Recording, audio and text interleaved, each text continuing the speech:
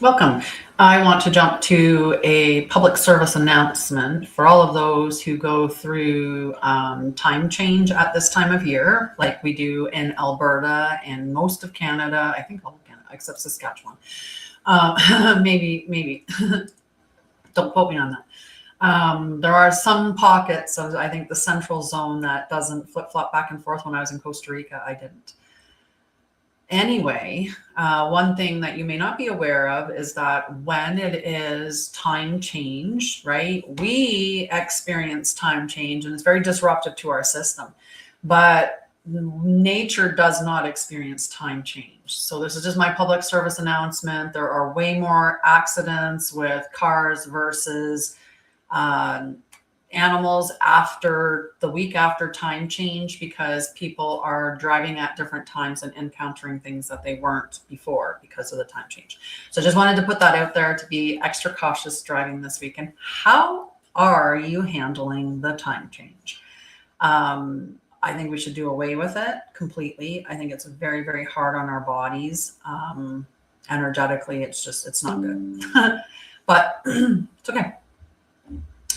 I want to do a couple of things before we get started. One, I want to deal with some notifications because I have my phone linked to my computer, so I have to turn that off.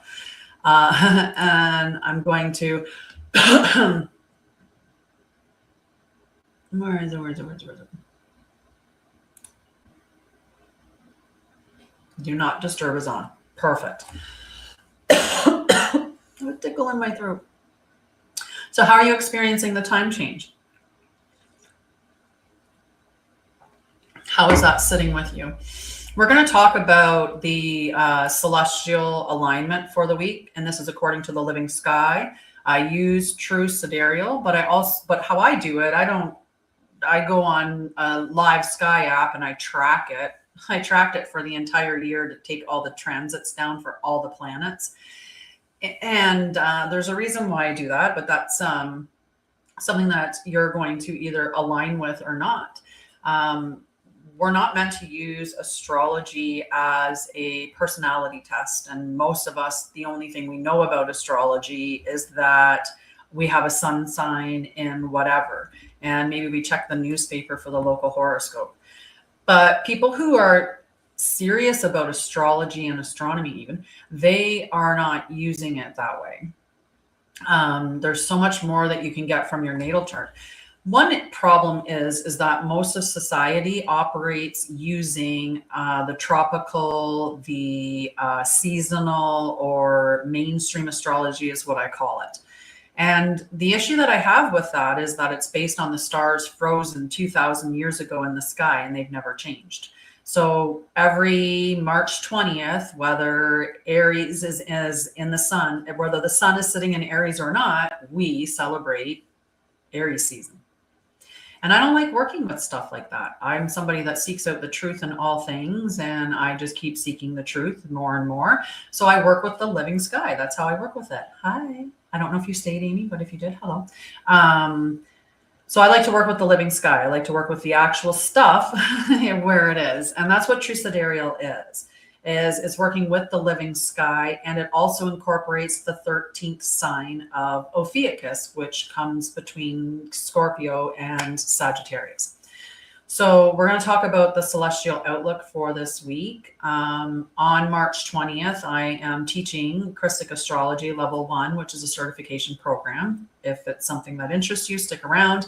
And if it's not at this time, that's cool. Stick around anyway, so you can learn how to work with the living sky so that you can walk in harmony with it. Because we're meant to live in harmony with all life.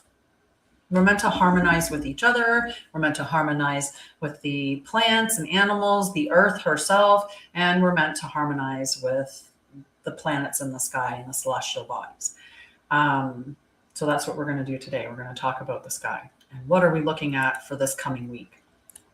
I'm just going to get my notes up for today.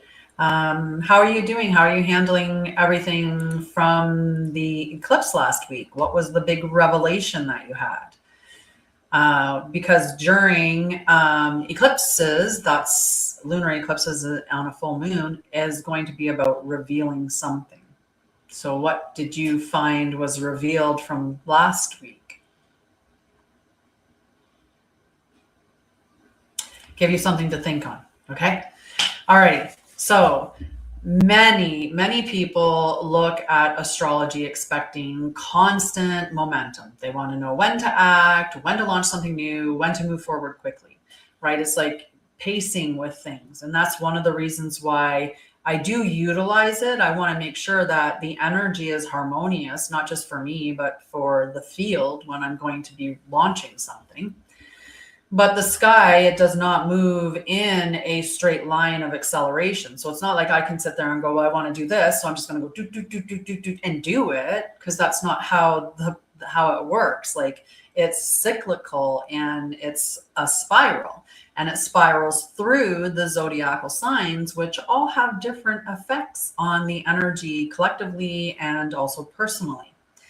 The first 6 planets are the personal planets. That's where we're looking at the sun, we're looking at the moon, we're looking at Mars, Mercury, Venus, and your rising sign, which you can't find out if you don't know your time of birth. You can guess and get kind of an approximation.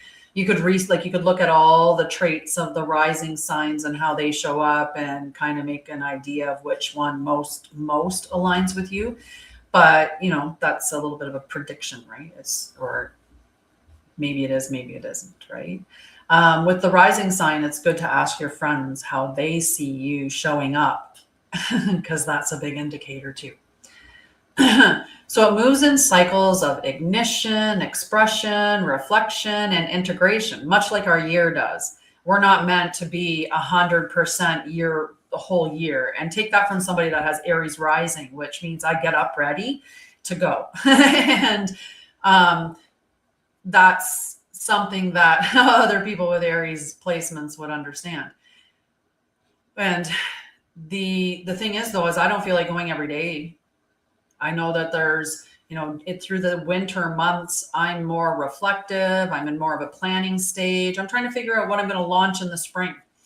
And I'm launching Christic Astrology this spring, which I think the first class is actually going to be April 1st. I think we're going to have the first class April 1st, even though I keep saying that classes begin March 20th.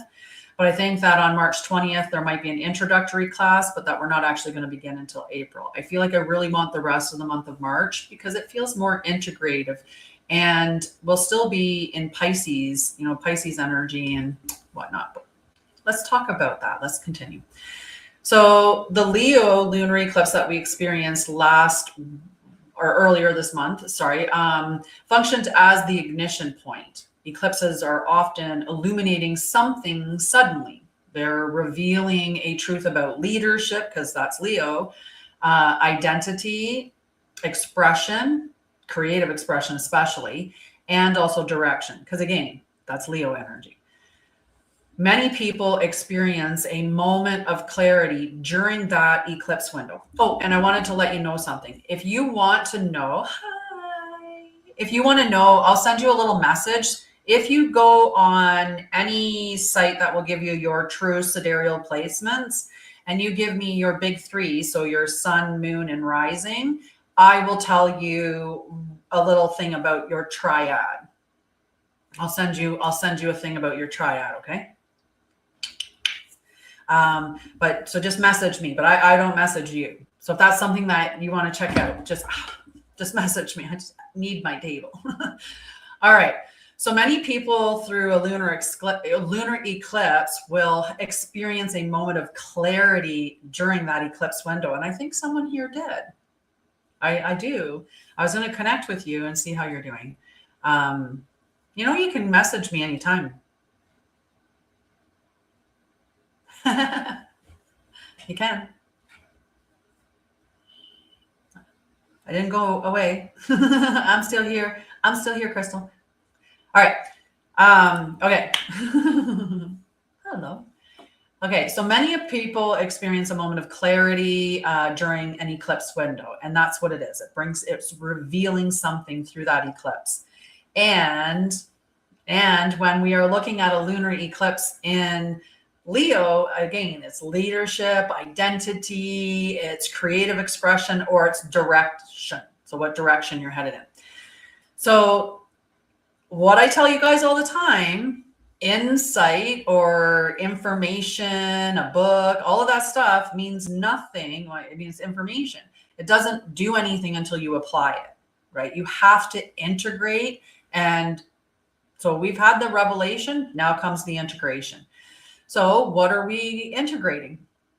What are you integrating? And what energies do we get to work with to integrate with? I'm sure we'll be working with the perfect energies for it, because that's the way it is. It's cyclical, and it makes sense when you start to pay attention to it, how we keep evolving through those cycles, as long as we work with them and actually do the practical part. But what a lot of us do is we get it revealed to us and we go, yeah, that's about my life is not where I like it to be, or whatever. We get something revealed and we're just like, and you just continue on, because change would actually be required of you. Like, you'd have to take action and you'd have to make changes in your life. And that's where many people don't do it. So if you want to succeed, you have to be one of those people that actually does it. Just saying. Okay. So be a doer. One is aligned with you. All right, so this is the week that is the integration phase. The sky is slowing slightly, not to prevent progress, but to stabilize it. Just as the body needs to integrate intense experiences before moving forward again, celestial cycles also include moments where the field recalibrates. And it's really cool when you follow it through. And we'll talk about this each week, because each week we'll be going through the moon phases. So we'll be following that cycle. So you start to get to see what the actual cycles of the celestial bodies are and how that actually is showing up in the collective.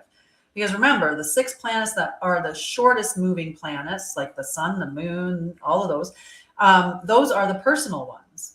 And when you're looking at the other planets, they begin to be a bit more collective. And when you look at what the energies are of the collective planets right now, it makes sense what we're experiencing. Everything makes sense when you tap into the energy. It really, really does. And hi, Leslie.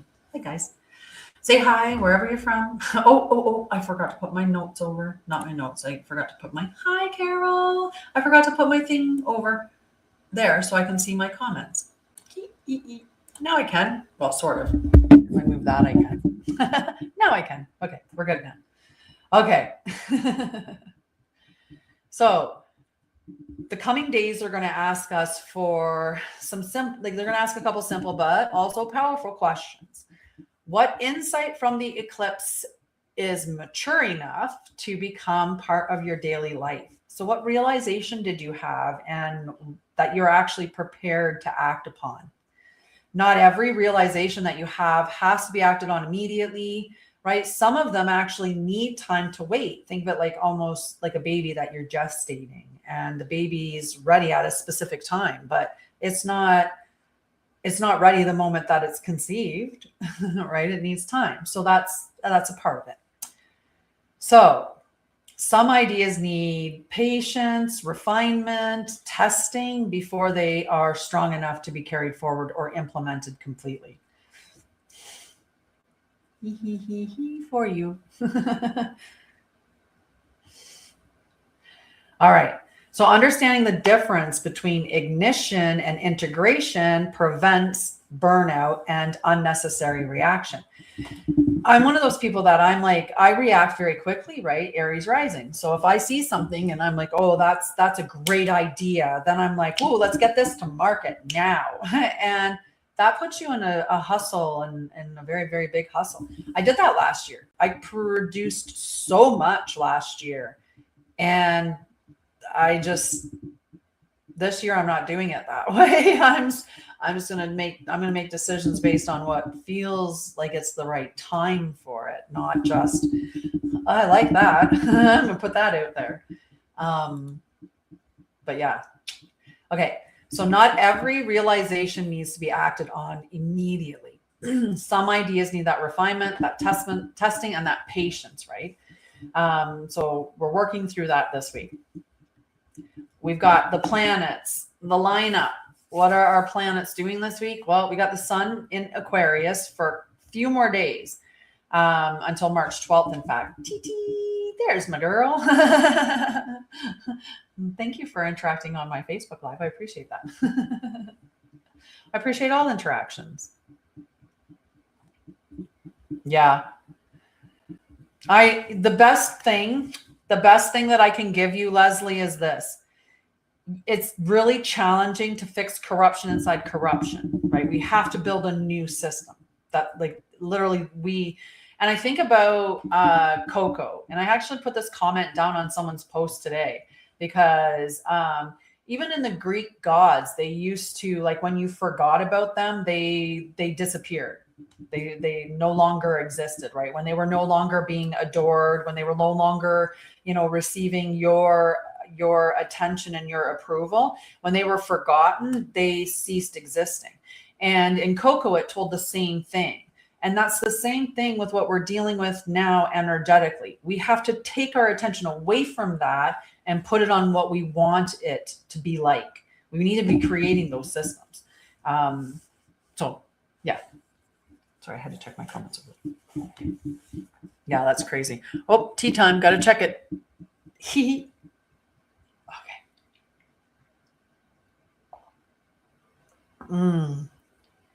All right, now I have to turn it on so I don't forget about it and get really cold.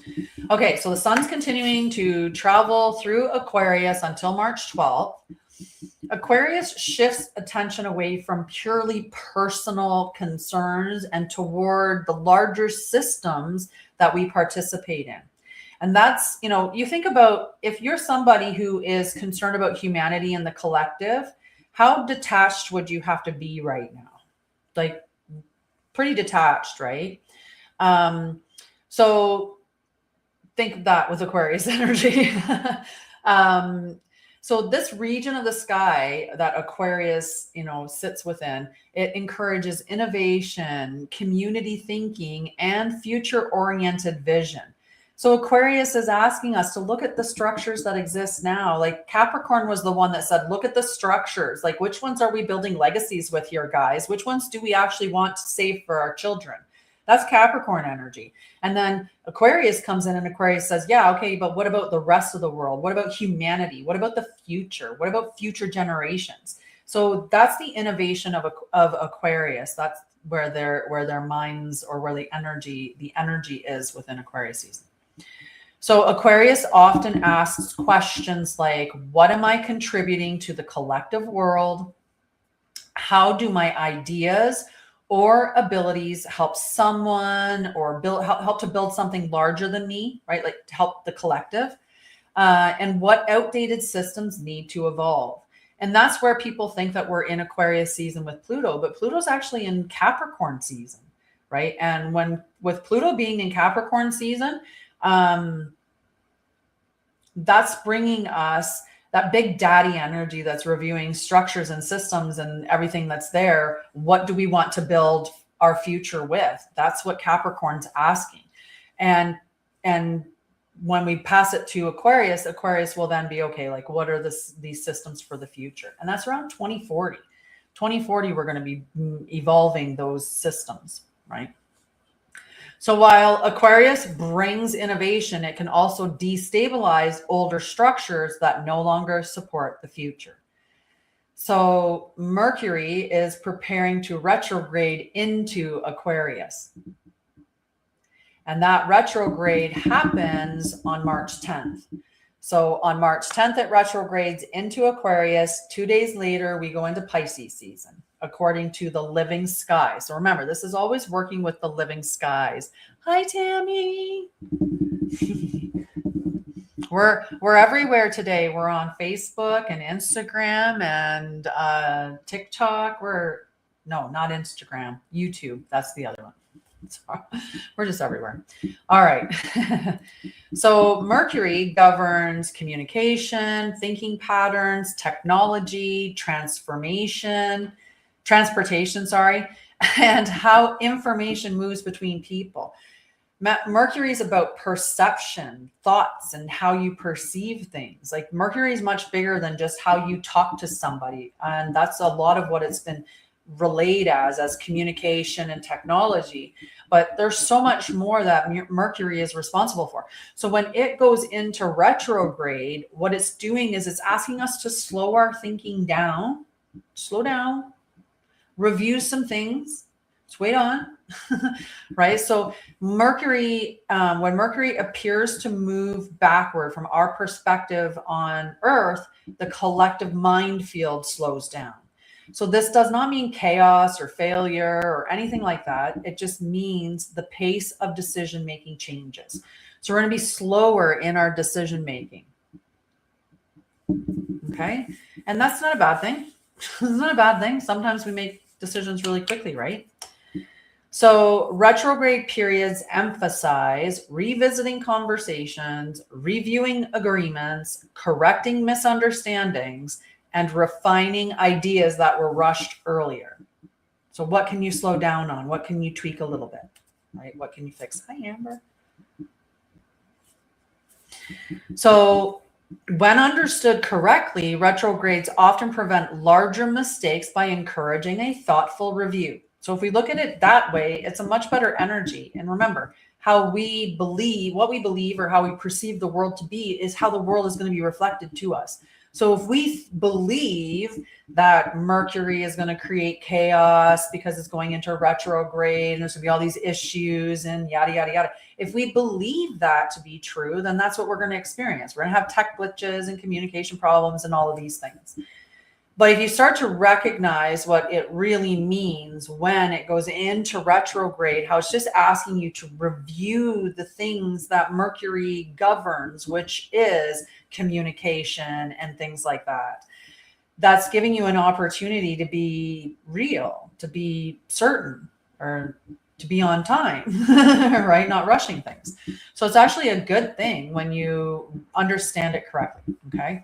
It's going to prevent those larger mistakes by encouraging a thoughtful review. We also have Venus in Pisces, and Venus moving through Pisces softens relational dynamics and emotional perception. Pisces is one of the softest signs. It's very intuitive, very dreamy, and yeah. Pisces encourages compassion, imagination, creativity, and emotional sensitivity. So you're bringing that to your relationship because that's where Venus is within the wheel. However, Pisces can also blur boundaries when empathy is not balanced with clarity, and healthy, but on the other side, and healthy Pisces though, I feel like I don't want to say but, because there's no canceling out the other one. We have to be careful and like be aware that the other one exists, right? But healthy Pisces energy expresses compassion while maintaining grounded awareness and keeping boundaries, right? Mars is also in Aquarius right now. So we've got the Sun and Mars in Aquarius until the 12th. And Mars traveling through Aquarius energizes collective initiatives, collaborative projects, and innovative thinking, right? This is how we're moving forward. This is how we're taking direction. This is how, like Mars is that forward momentum, direction, focused energy. So when directed clearly, Mars in Aquarius can generate remarkable progress through collaboration.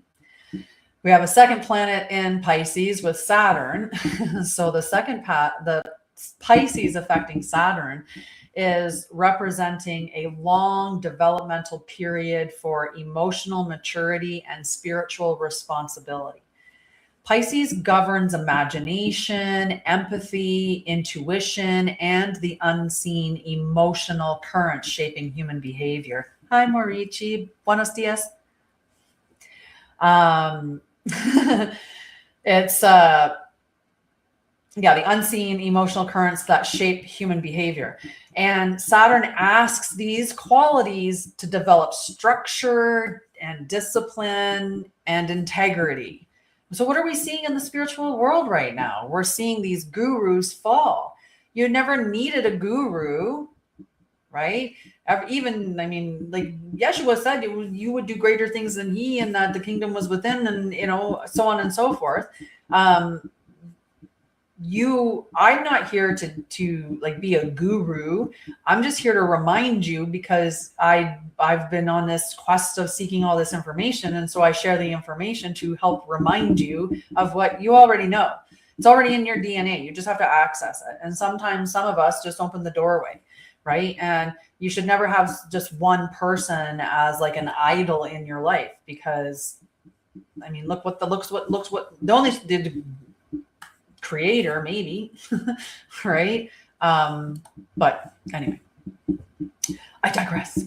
Saturn is ruling the show and asking for spiritual maturity. That's for sure. The placement gradually teaches as Saturn phases through Pisces, because remember, there's going to be early stage Pisces, mid, and then late stage Pisces as it navigates through it. Buenas tardes.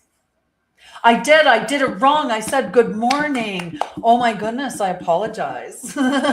Buenas tardes, indeed. I would have got looks in Costa Rica. They would have looked at me. They would have been like, gringo. They would have called me something. No, I'm kidding. I had the most wonderful time in Costa Rica, and I love the people. Absolutely. It's beautiful. If you've never been, do go. It was easy for you to say. That's hilarious. Hi, Pretty Berry. Okay, so we're going to continue our progression through. We're talking about the week, according to the living sky. I should probably pause and say that every now and then, but you know what? I'll get familiar with doing little pauses and telling people, hey, we're talking about the living sky. Check it out. Okay, so Saturn in Pisces is asking for compassion with boundaries, intuition balanced with discernment, emotional awareness grounded in responsibility. All right, let's talk about our moon, because our moon is going to affect us in different ways.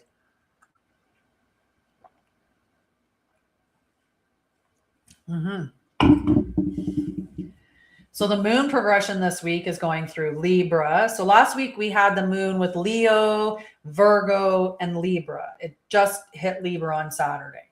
So we have Libra today, and then we go into Scorpio and Ophiuchus, which are about 1 day each, a little more than a day. And then Sagittarius, and Sagittarius is a few days. They're all different sizes. You should see what the zodiacal wheel looks like when each planet is, or when each celestial body is given its appropriate slice of the pie according to how much of the sky the celestial body occupies. I did that this week. Say hi. I did that. So it's really, really cool. I'll print it for the next live and I will show you it. Because I'm on three different lives, it would be really hard to show all of them. But if I get it on the next, I'll print it. It'll be in reverse, but you'll get the idea. Or I can even post it. I can post it as a post. I could post it. All right, let's talk about the moon progression. We go from Libra into Scorpio to Ophiuchus and Sagittarius. It's good energy, okay? The moon is moving through 4 distinct emotional phases during this week, okay? Each phase processes the insight received from earlier in the month, so from the lunar eclipse. Libra, because remember, Virgo is the one that wants to finesse the environment after Leo has put its authenticity and its heart into it. So when Leo's got all, yeah, this is what we love, this is aligned, then Virgo goes, okay, then to have that, what do we have to do? What little changes do we have to put in our environment in order for us to achieve that? And so then Virgo hands that to Libra, and Libra's like, now we need to look at the relationship. And the relationship is right relationship. That's what Libra wants. Balance and harmony, right relationship. Law and order and all those good things too, because she is Lady Justice. But when we're talking about right relationship, it's right relationship with self, it's right relationship with other. And right relationship means boundaries. And it's also looking at, in this way that I have, or what Leo gave me and made me passionate about, that Virgo helped me refine and, got my goals all lined up, because Virgo's like, yeah, devotion is discipline to my higher, the discipline is devotion to my highest. We got this. So Virgo does all the refining, and then it hands it to Libra, and Libra says, okay, so who do we need to align with as well for this? And, what changes do I need to make within my relationships so that it's aligned with me and they're harmonious and they're balanced and so forth. Then Scorpio deepens that emotional truth, because Scorpio is that great revealer, right? Scorpio likes to delve into the shadows, and we need that. If we didn't have that Scorpio energy, where would we be right now? Right? So it's going to deepen that emotional truth. And then Ophiuchus, which is the phoenix of after death. It's not death, it's what comes after death, is what Ophiuchus represents. So Ophiuchus is integrating the healing and transformation, right? It's the phoenix. Then Sagittarius takes what has been birthed anew with that, this is the truth. Good old Leo aligned us with the truth, and Virgo refined it, and Libra hooked us up, and then Scorpio said, let's get real, and we rebirthed, and here we are, ready to go in the right direction. And Sagittarius is going to restore that movement and direction in going in that forward momentum. So understanding this progression can help you move through this week with the emotional rhythm of it rather than reacting to it. Just understanding that on, with Libra coming in, she's going to want to be looking at balance and in the relational harmony. So she might be calling people to say, like, why are you not pulling your load? Why are you not, doing your share? Why are you and it's not what we do here. Like, she's not mean or, toxic. She's just there's got to be an even exchange. It doesn't have to be 100% every day, but the energy overall has to be an even exchange. So let's talk about this in a little more depth, because I think those little teeny tiny little blurbs about each of the moon phases isn't enough to satisfy us emotionally. All right. So Libra moon, what is recalibrating relationships going to look like? Well, it begins with, right now we have the moon in Libra. Libra governs balance, fairness, and relational harmony. After intense celestial events such as eclipses, Libra often appears to restore equilibrium. During the Libra phases, most people naturally evaluate the quality of their relationships. Every time that the moon is in Libra, people are so cyclically, you'll see, like, as you go through boop, boop, boop, boop, these times, I'm thinking about, why am I thinking about because it's Libra moon. Libra moon's got you all thinking about relationships. So you're reviewing them, and just allow yourself to review it and move through it. So conversations about fairness, reciprocity, and mutual respect become more visible when the moon is in Libra. So questions that often arise are things like, are my relationships balanced? Am I giving and receiving support equally? I've heard questions about that coming up. Hi, Sandrian. Hello, Tina. And are important conversations being avoided?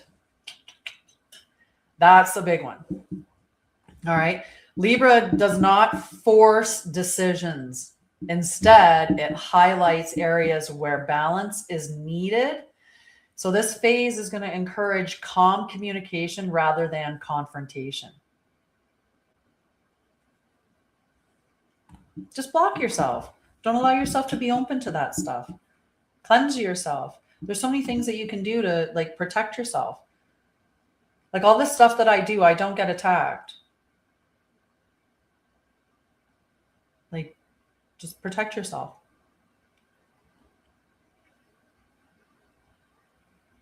Oh, they can, yeah, they're not powerful. They're powerless. You're sovereign. Just declare your sovereignty. Every day, declare your sovereignty. Right? Oh, the hopo. Yeah. I know what you're talking about. The hopo ono. Yeah. I forgive you, and so on and so forth. Yes, they absolutely can. Absolutely. So after we pass through the Libra phase, she hands it over to Scorpio, and Scorpio's like, it's emotional truth time. Let's get real. Let's get real. And so the emotional field is going to deepen significantly. Scorpio governs psychological depth, hidden motivations, transformation, and emotional honesty. So where Libra focuses on the surface harmony, Scorpio asks, what is the actual truth beneath these appearances? So let's get real. During Scorpio phases, people often become aware of emotions or motivations that they previously ignored. This can feel intense because Scorpio brings hidden dynamics into conscious awareness. Constructive Scorpio energy encourages emotional honesty, facing those uncomfortable truths, releasing patterns that are no longer healthy. However, Scorpio can also amplify suspicion or emotional intensity when not approached consciously. And how many of us are consciously aware of the energies that we're experiencing? Like, even if you're following mainstream astrology, you're still not correct because you're going to be following a phase that isn't actually there. You can confirm what I'm talking about at any moment because you can open up any app that gives you the living sky right now, and you can check what celestial body any of the placements are that I'm talking about, and you'll see that they're in those placements. And so you can verify what I'm talking about, right? It is. And that's how we're meant to work with it. And when you understand it and you start following the flow through the week with following the energies, you see the patterns in everybody else and you stay back. You're like, yeah, I know I'm going to be thinking about relationships as an opportunity for me to review. Are things harmonious? Is there an even give and take? Da, da, da, da, da. And then you can move on to, tomorrow when we go into Scorpio season, or sorry, Scorpio with the moon, you can be asking yourself a little bit more of those like honest questions, like what is the motivation here? Is there integrity here? Like whatever, like, but be cautious that you're not being suspicious. And other people just be suspicious because they're not aware. Don't be suspicious. Don't be suspicious. Sorry, that went in my head so much. I just had to. Don't be suspicious. You know the meme I'm talking about. Like me at parties. Don't talk about conspiracies. Don't be suspicious. Don't be suspicious. I would go find Carol and we'll go chat. I'll go find my Carol in the crowd and we'll just sit back and chat about the truth of the truth. All right. So the key practice during Scorpio phases is observation rather than reaction. Observation. We'd be in the observatory, just watching, just sitting back watching. So I'm a very direct person, more direct than most. And, I'm also like, whether it's my placements, my temperament, or my healing journey, I'm at the point now where I have I'm like, I stand in my truth and I don't have any problem like speaking on it.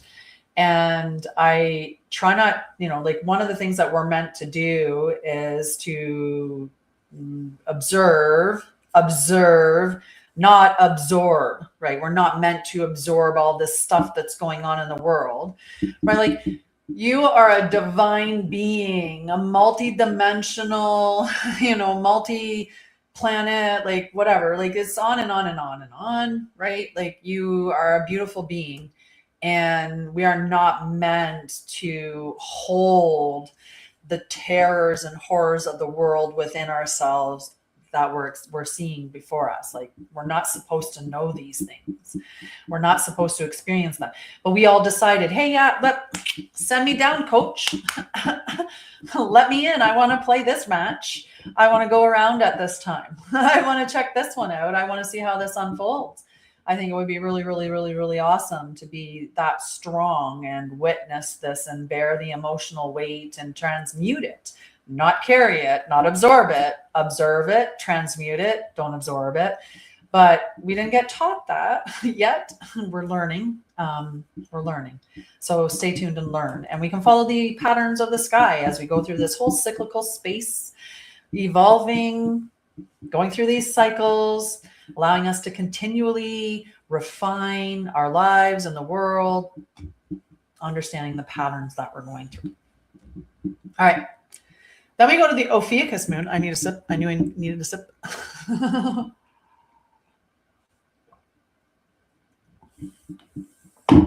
Just say hi. Hello, loves. All right. So after the Scorpio phase, it goes into Ophiuchus, which is a constellation that is associated with healing, integration, and transformation, right? This isn't just the death. This is the rebirth as well. That's the Ophiuchus energy. So Ophiuchus represents the moment when awareness becomes medicine. And that's a beautiful moment. I love that moment when you reflect back on something and you're like, oh, wow, did I ever learn from that? Did I ever heal through that? Was that ever, wow. What's a good one that you have?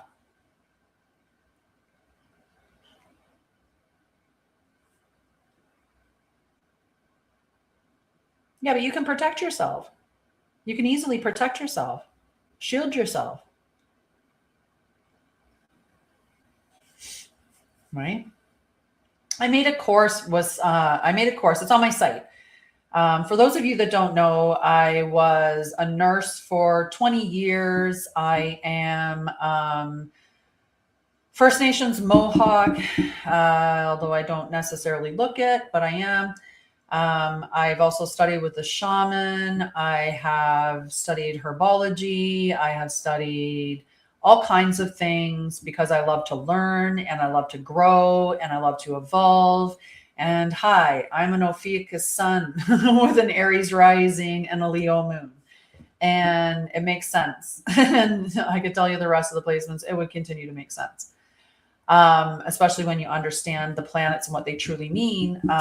And, you understand the celestial bodies and what they mean and the houses and everything. And we take those distortions that have been put in there. Remember that the current world that we're living in has been hijacked. This is not how we as divine beings are meant to live. We are not meant to have our skies. We are not meant to have our water or our food, or it be fake, right? That's not, right? We shouldn't be dealing with the fact that the entire upper echelon of individuals is doing what it's doing to, and women, right? And the fact that I have to talk in code. Okay, so we're gonna, right? It's crazy. Yeah.